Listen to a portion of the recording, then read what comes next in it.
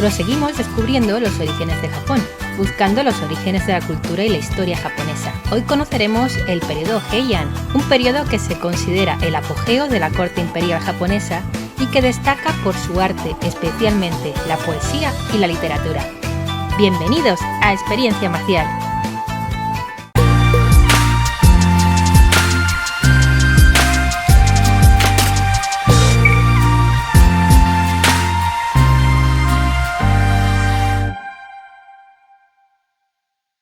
Antes de comenzar, me gustaría deciros que tenemos a la venta el libro de la Flor del Dojo en Amazon, un libro imprescindible para todo amante de las artes marciales y que con su compra nos ayudáis a mantener el canal. Y tras esta breve pausa, comenzamos.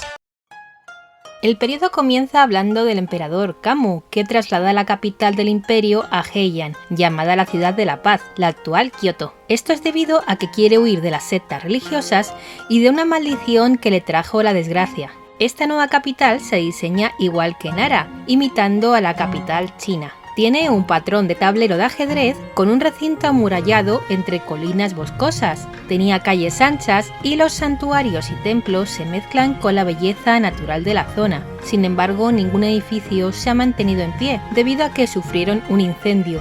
A pesar de todo, algunos fueron reconstruidos como el Shishinden y el Daigokuden. Durante los primeros años existe una obsesión por centralizar el territorio, por ello se crean instituciones para mejorar el gobierno, tales como el Kageyushi, un administrador de cuentas. También se crea una oficina encargada de los documentos, el Kurododokoro, y un cuerpo policial, Kebishi. Esto reforzaría el poder de la corte, pero no por mucho tiempo, ya que en el periodo Heian se produce el cambio de un modelo que gira en torno al poder del emperador a uno fragmentado en familias cortesanas y en clero. Por otra parte, para librarse de las sectas budistas encabezadas por la familia Fujiwara, se debían crear otras prácticas rituales. Pese a todo, en esta época, los monjes budistas adoraban tanto a Buda como a los kamis. Así pues, nacen nuevas sectas como el Tendai y el Shingon. Ambas ayudaron a fortalecer el imperio, ya que sus prácticas giraban a favor del régimen.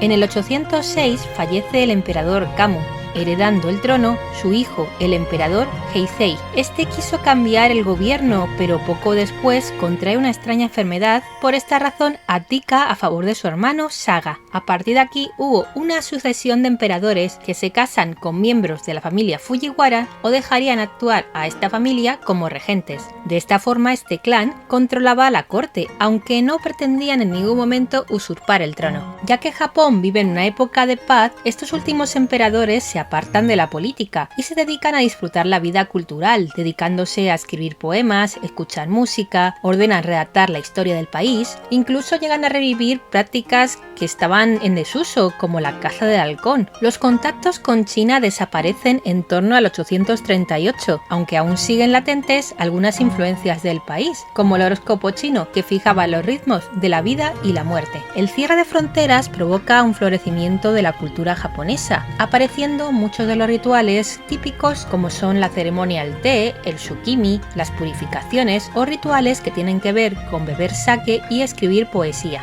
Se vuelve muy popular el silabario kana, con los poemas waka, que dan paso al florecimiento de la literatura japonesa, siendo las mujeres las principales escritoras con poemas que buscaban el significado del entorno, escribiéndose obras de gran valor como el Genji Monogatari, novela considerada la más antigua de la historia. Las mujeres crean su propio sistema de escritura, el hiragana y el katakana, a partir de los kanji. De esta manera, esta escritura es considerada algo propio de las mujeres.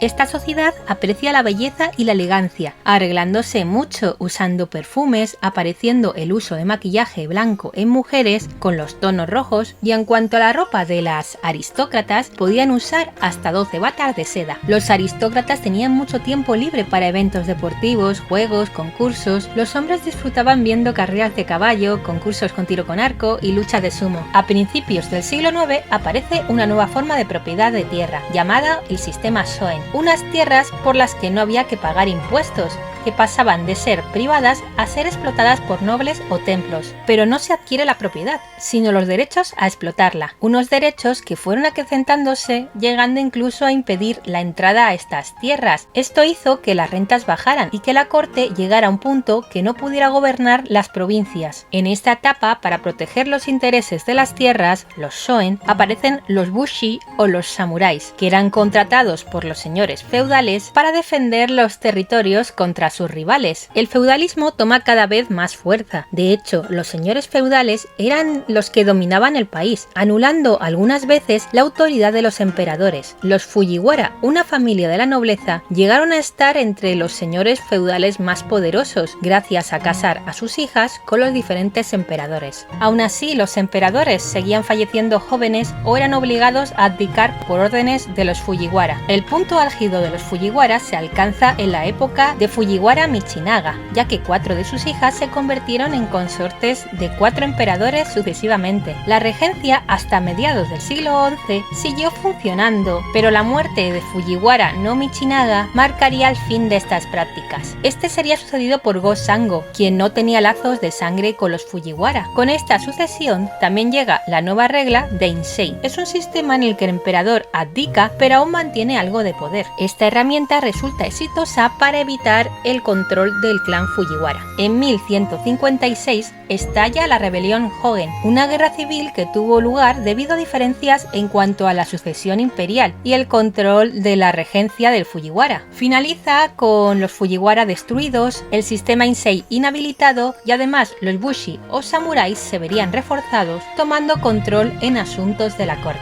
En 1159 otros clanes, los Taira y los Minamoto, se enfrentarían en la rebelión Heiji, una batalla por el poder que ayudaría a los Taira a ganar poder, aunque Minamoto no Yoritomo derrotaría a los Taira en la guerra de Genpei. La guerra termina con la victoria del primer gobierno militar, el Bakufu de Kamakura, que situó su sede en la región de Kanto. Durante la guerra, el Bakufu obtuvo el derecho a gobernar, considerándose el final del periodo Heian. Por último, me gustaría hablar del arte que aparece en esta época. Seguían influenciados por los chinos, aunque gradualmente fueron creando su propio estilo. Destaca más la pintura que la escultura, creándose obras tanto religiosas como no religiosas, destacando el uso de la naturaleza. También destaca la aparición de los kakemonos, unos rollos colgantes de pintura en sentido vertical. La pintura no religiosa fue adquiriendo importancia, representando escenas de la vida diaria del palacio.